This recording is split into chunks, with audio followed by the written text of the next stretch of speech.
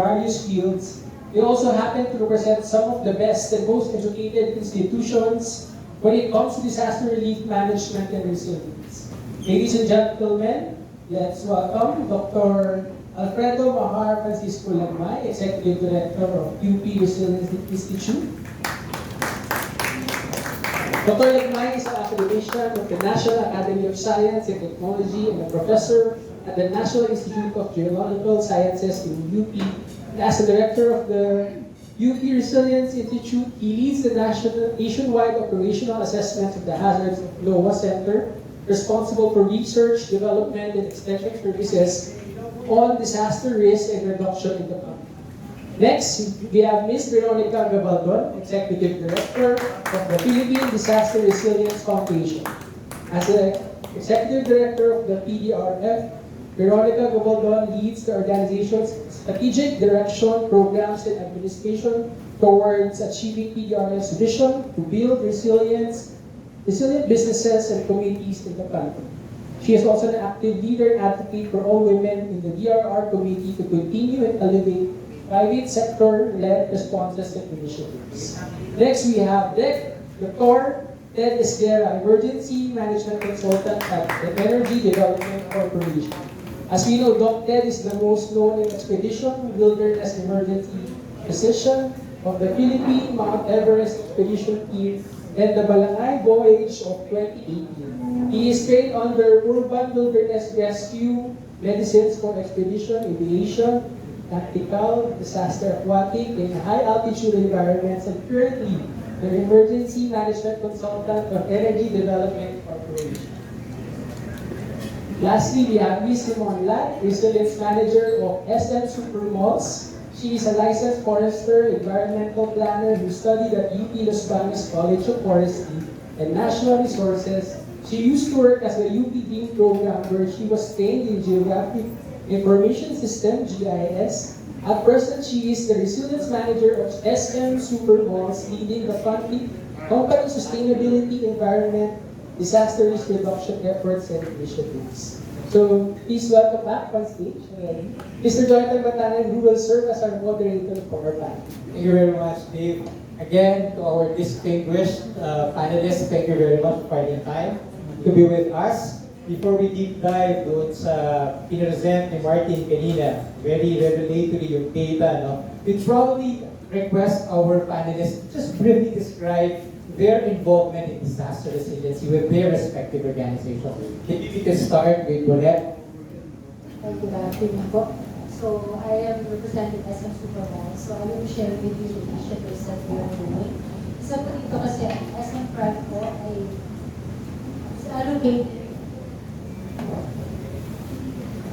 is already allocating 10% of its capital expenditures para sa mga disaster resilient features that we have in the malls. Classic example for Pontifica yung SM Marikina, which was built on stilts. So yung natuloy po, we were able to avert losses worth more than 1 billion pesos.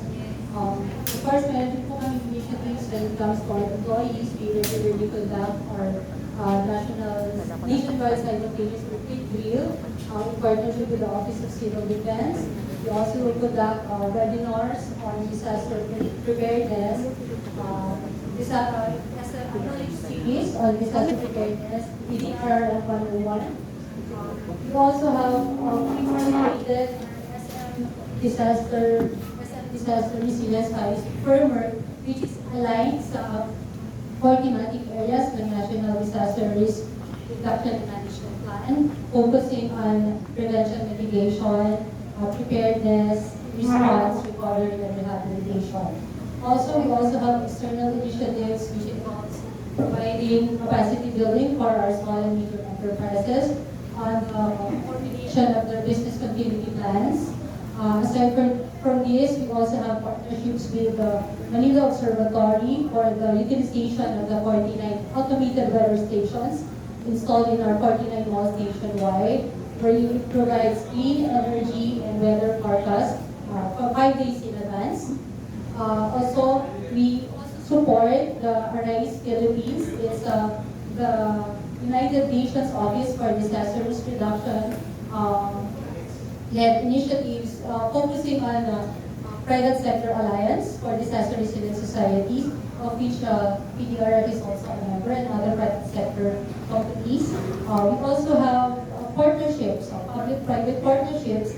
One of this is partnership we have with the Galing Foundation and the LGA, Department of Pure and Local Government Academy on Galing Awards, wherein we give recognition for the cities and municipalities, highlighting their initiatives towards sustainability, innovations, as well as disaster risk reduction and management. I think for now, that's all I can share. Thank you very much. Thank you, Vinay. Dr. Vinay. Good afternoon, everyone.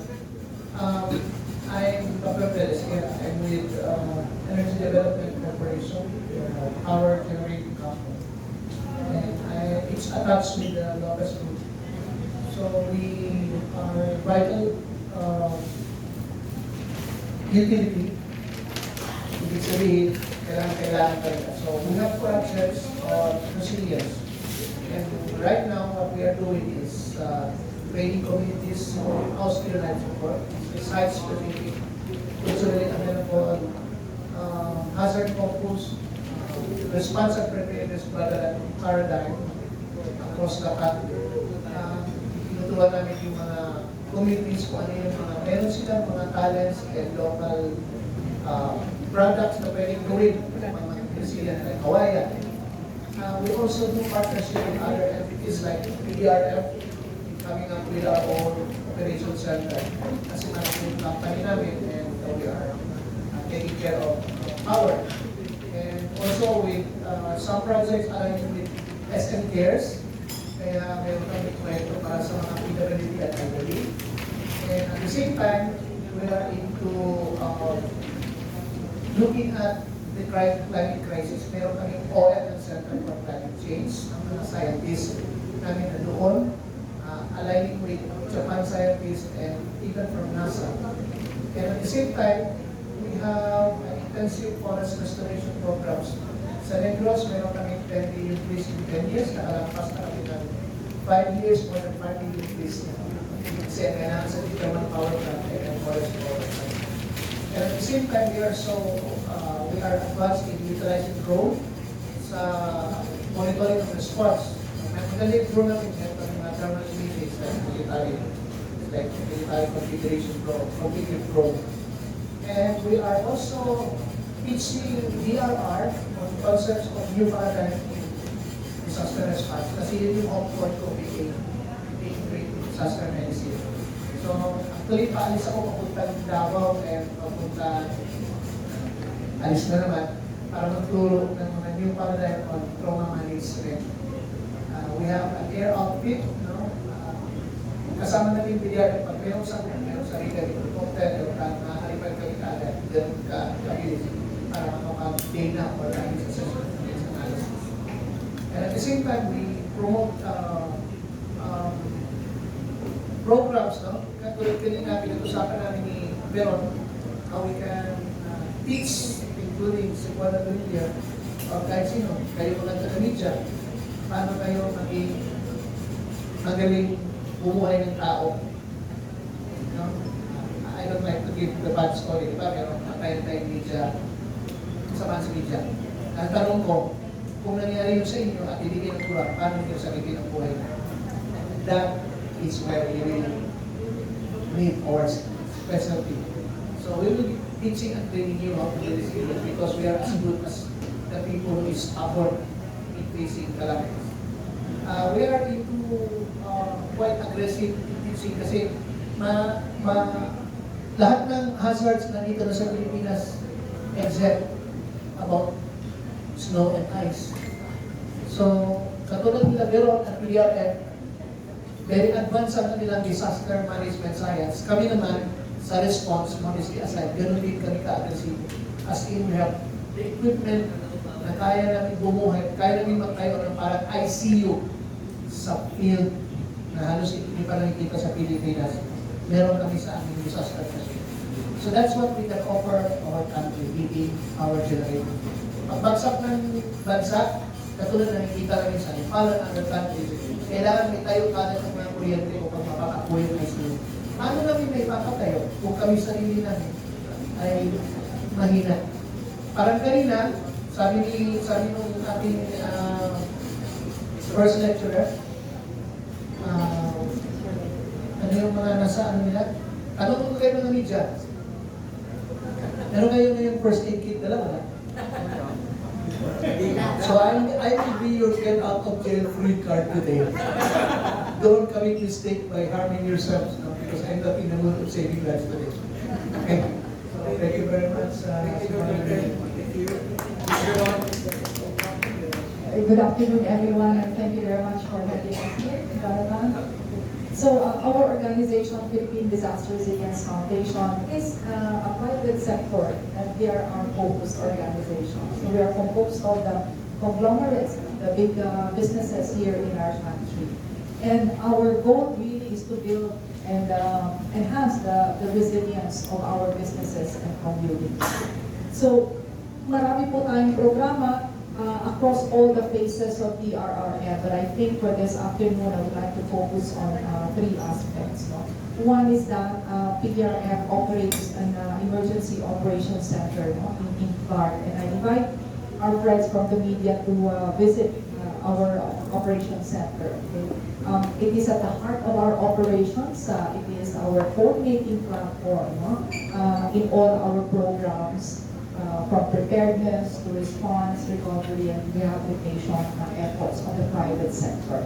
So we believe in PDRF that the private sector has an important role to play in building the disaster resilience of our country.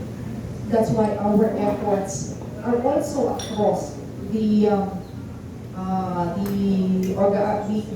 aspect, no, of or in our community. So from local from communities to local to national. So we are big on public-private partnership, especially in harmonizing and coordinating contingency plans with the lifeline sectors. No? So we have clusters of power, fuel, energy, water, telecom, and logistics, etc. So we work through those clusters, no? In partnership with the local government and national agencies. So with regard to the topic this afternoon, importante, no, at the barangay level that we localize all these efforts. No? Walang lahat ng mga plano na yan, pag hindi nagawa sa barangay at hindi na-appreciate ng barangay, hindi rin po tayo magiging handa. No? Kita naman natin yung resulta kanina. That's why maganda yung result kanina. I think makikita natin doon, there have been progress made. But it showed also that there are still areas for improvement. So meron pa tayong pagtatrabahuan together. And the panelists that you have here, you will know that we work together. No? So multi-stakeholder talaga dapat ang approach, yung tinatawag natin whole of society approach. Lahat yung approach na yan, pag hindi nababa sa barangay, hindi naramdaman ng barangay, wala po yan. Puro approach lang yan. Diba? So, at the barangay level, the role of we focus on the micro and small medium enterprises. Yung MSME na tinatawag natin. Sino ba itong MSME? Ang sari-sari store natin dyan. Yung panaderya natin. Okay? So ano yung naging focus natin? Building their disaster resilience. At na-mention na ni si Manat kanina on business continuity. So PDRF simplified this approach. No? This is a practice by the businesses.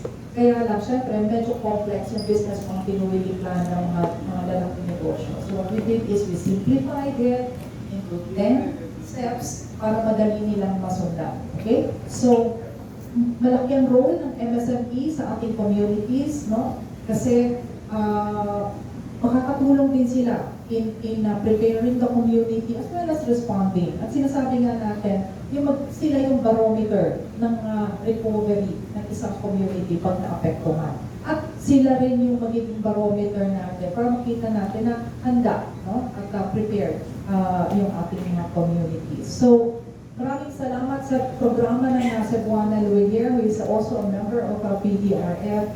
At because at this point, talagang kailangan natin tutukan at talagang implement yung tinatawag natin localization. Okay? So maraming salamat po. Thank you, Ron. Dr. Nagral. Ay, maraming salamat. Ang tanong ano yung engagement, no? Okay. Right now, meron kaming project with USA trying to do mainstreaming of resilience information into the plans of the communities. Five cities or 6 cities: Cotabato City, Legazpi, Borongan, Iloilo, Batangas, and Zamboanga. Okay. And that's a current project. We're working with PDRF, and we're also working with you sa field. No? That is NGO group, CSOs, so with OCD and academy, right? Si Doc Ted, nakasama ko na rin yan way back in 2006. Sumasakay ng helicopter yan sa Ugod. Siya kumakalon, ako hindi. Ng helicopter. Basically, we do go to ground zero of disaster areas. I've been doing that for the past probably 15 years. So every time there's a disaster, we try to study the disaster, learn the lessons from it, so that we do not repeat the same mistakes. And we gain a lot of knowledge from just studying disasters. What went wrong, bakit nangyari yun, ano yung mga conditions, ano yung kulang. Being in the academy, that's our purpose, no? To find out and to learn. Si Simulet naman, we used to work under the NOAA program. She was with the Dream LiDAR project. We mapped out many river basins in the country. So, tama. Kasama ko na rin ang lahat sa engagement that we've been doing. No? For a detailed list of the projects that we have done since 2017, no? Because I'm with the UP Resilience Institute. The UP Resilience Institute has the Project NOAA or UP NOAA Center as its core component. We have done a lot since 2017. I just refer you to this website. No? Can you please scroll? We've been working with LMP, League of Municipalities, local government units, UNDP, New Zealand Inc. It's quite a long list, but basically, in general, what I'm trying to say is that we both work with all sectors of the country, private sector, CSOs, as well as international institutions, including universities from abroad. I just met with the Harvard Institute initiative. Hopefully we'll get some funding from Jeff Bezos of Amazon. Kakamit ko na sa kanila last week. But what is important is that the academy is part of the efforts, the resilience efforts of the country as a whole of society approach. So that important academe, private sector, private sector pala kayong lahat.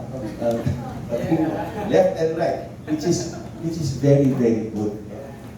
Importante po na ang lahat ng resilience efforts ay magkakasama tayo. We cooperate kasi after all, tayo hindi naman lahat natatamaan. Walang mayaman, walang mahirap dito.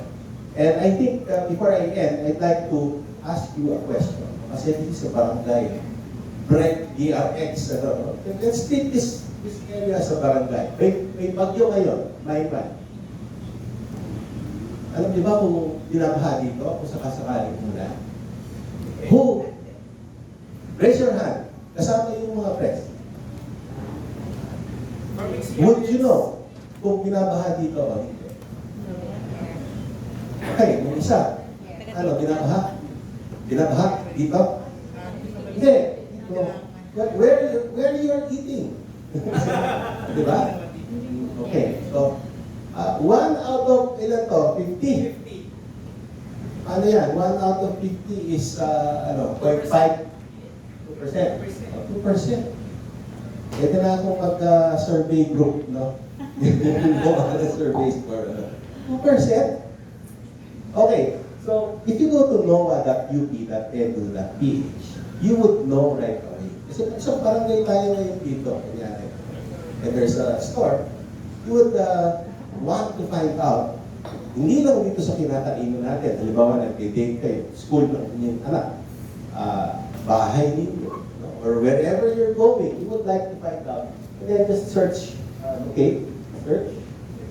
Yeah, go, search, locate, current location, just click on the current location. You will have to allow it to find out.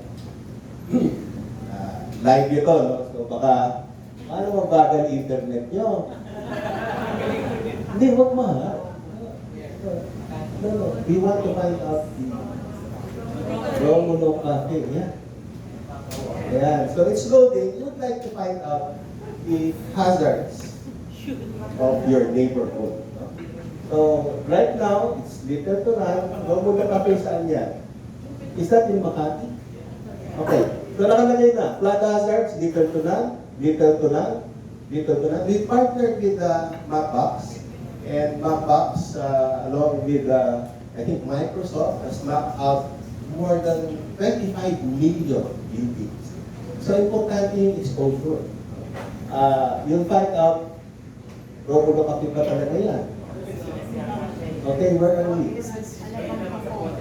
Okay, doon sa exact location. So, it's in 3D, and that's available for 100% for landslides and storm surges, and about 67% for floods.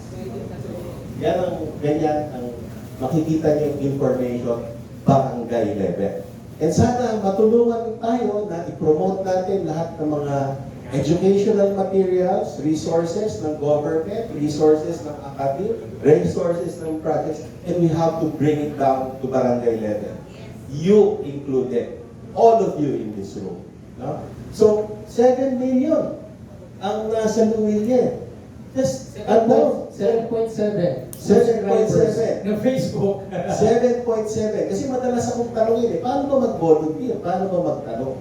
7.7 million? 25 million clients, Dr. Lagman. I-post yan, get them informed about these facilities, these resources, to educate the people so that they will be aware. Kasi ika na, palagi namin sinasabi ni Dr. sa aming DCM Everett program, ligtas ang may alam. Thank you very much. Maraming salamat. It is actually an eye-opener to get this from Dr. Lagmay. I'm sure many of us wouldn't know that there is a facility like this. It's actually ready and free. So hopefully through facilities like this, we would be able to inform the public about the existence of these facilities. Anyhow, we don't want to spoil, of course, our BRX 2022. Napakinggan nyo pa lang kanina, a snapshot of what's gonna happen in the next 2 days, di ba? At napakaganda na, parang umiinit na yung diskusyon. Pero I don't want to spoil it. I'll have another question, maybe one last question from our distinguished panelists. And this would be, narinig natin kanina kay Martin, ano? Yung mga challenges sa disaster resilience.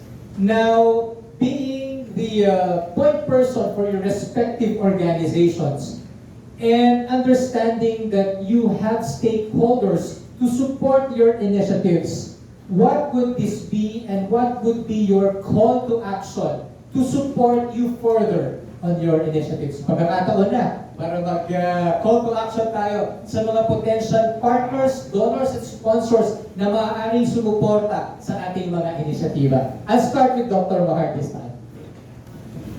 Tama. I-follow up ko na lang yung sinabi ko kanina. No? Ito po kasi mga maps na ito, there are many resources about knowing your neighborhood, the hazards in your neighborhood. Now,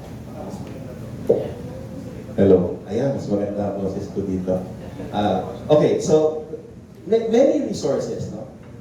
The simplest way to volunteer or to help your kababayans is to share, discuss, no? Educate. No? Kung sa neighborhood nyo, mapakita nyo ito, tsaka yung mga iba pang platforms like GeoRisk or Earthquakes, yung iba pang mga platforms na available, no? Just share them and discuss it with your friends, your family, sa dinner time. Discuss it. Kasi pag pinag-uusapan, lumalawak yung kaalaman kasi nadi-discuss din yun. You spend some time. Now, yung isa pang tinatanong sa akin, that's the simplest way. Paano ba ito? No? Actually, lumalapit sa akin yung mga insurance companies. Not just local. Actually, siya. Nag-discuss kami ng mahaba. International companies. These maps that we have been producing are maps that are desired by the insurance industry. In short, what I'm saying is that the insurance industry wants the best maps for their purpose. Ang kailangan nila ano yung risk? Tama? Ang malaki ba ito? Diba? Is it low risk, high risk? Ito, may mga probabilities. Yung aming maps have probabilities. Ano ibig sabihin nun? It only comes once every 100 years. Itong malaking map na ito. Itong malaking baha na ito. Yung mga maliliit naman na baha, comes every 10 years. No? So, you reverse that, gawin mo na equation doon, makukuha mo yung probability. And that's what the insurance industry is. Now, the maps that you are seeing here, no? Actually, pumunta ka tayo, gusto mo pumunta tayo ng Banawe or somewhere. Siguro Panga, Ilocos Norte, or somewhere in Lucena. Hindi pa complete yung plans, but there are other maps for landslides, storm surges. So, pwede yun sa insurance industry. And, okay, magagamit naman yun. Siguro, private sector can probably avail of this because this is real estate, no?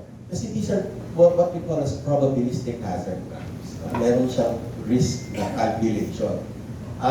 Ayun, so if it's good for the insurance industry, that's what they desire. I hope that you can promote it as well for the ordinary Filipino. Because they deserve it. Okay? They deserve the best. They deserve the best technologies, yung mga LiDAR technologies na pinagagawa.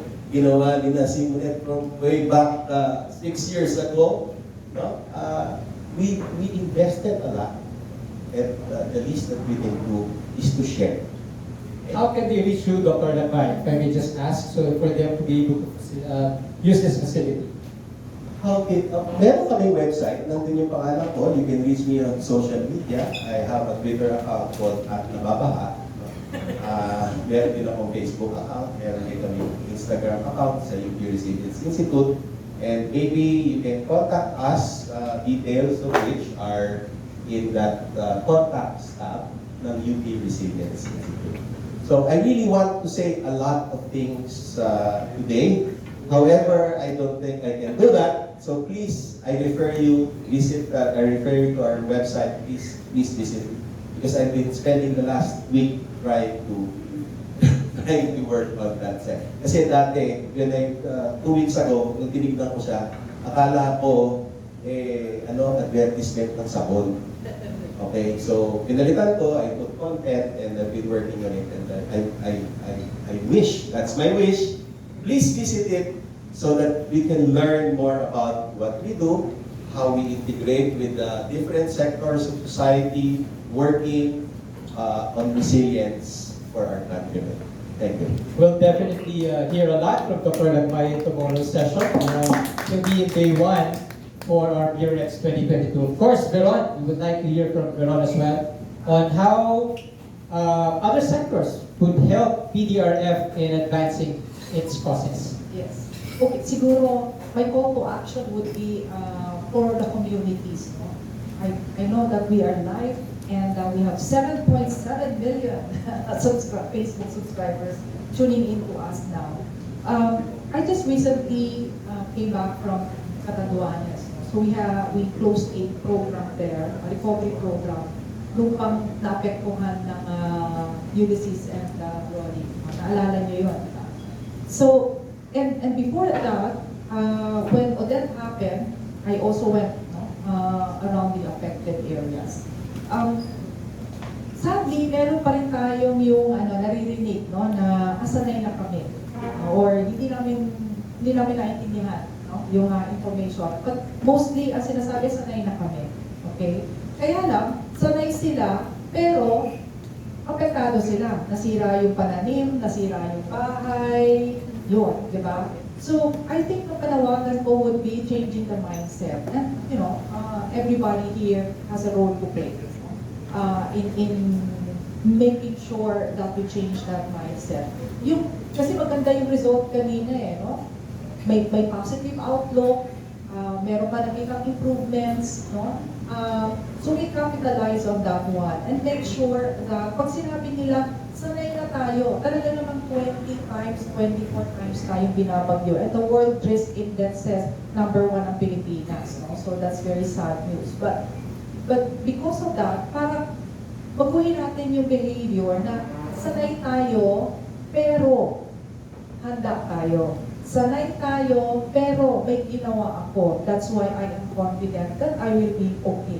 My family is okay, and therefore my community will be okay. No? So yun yung, siguro yun ang yun yung I'm passionate about, that call to action among communities. No? Na yung Filipino trait natin na yun, dagdagan natin ng science. No? Napakita ni Professor Mahar, di ba? At pagka nakapag-train kayo under kay Dr. Nako, talagang you will feel very safe, di ba? So yung ganon, samahan ng tamang kaalaman, samahan ng tamang outlook, no? Yung pag-prepare natin. Because we really can't do anything, no? Ang ganda ng ating bansa, kaya lang ang dami nating hazards. So we can't live together. Basta i-ano lang natin, i-prepare natin ang mabuti ang ating communities, ang ating families, ang ating mga sarili. Thank you. Maraming salamat, Veron. Doctor? I'll give it to the lady first. But I'll encourage the media, bisitahin niyo yung PDRF sa Kula. Para Emergency Operations Center. Emergency Operations Center para hindi pumunta sa 911 sa US. Yeah, okay. So maybe ask mo na first. So, kami po sa SM, kasama ng ibang private sector, handa po kami tumulong sa gobyerno at sa iba pang stakeholders dahil naniniwala po kami na ang disaster risk reduction ay everybody's business. So, sama-sama po tayo sa ating kinakaharap na crisis ngayon dahil kasi sa United Nations Environment Program, meron tayong triple planetary crisis which is the pollution, climate change, and biodiversity loss.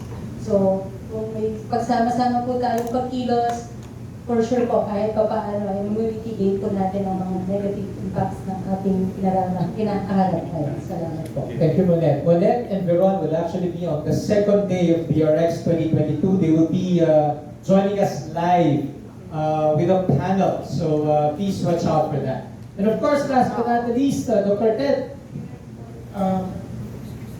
Kasamahan ko, kapagitan ko, together with one and with you, sa disaster management. Ang paghahanda ay kailangan maging way of life ng bawat Pilipino. It should be the language we dream and we swear. Ang paghahanda ay simple lang. Okay, make it personal to you. Lalo na kayo nasa media. Tatanungin ko kayo. And take silence when I ask you. And this is a serious question. This is a no joke question. Magkano ba ang nanay ninyo? Magkano kayo? The answer is priceless. Sorry, the answer is wrong. Priceless is I cannot weigh. Hindi ko masusukat, matitimbang. Yung prices ba kaya kong iharang sa baha? Kaya kong iharang sa kriminal? Kaya kong iharang sa terorista? Kaya kong iharang sa aksidente? Kaya kong iharang sa heart attack?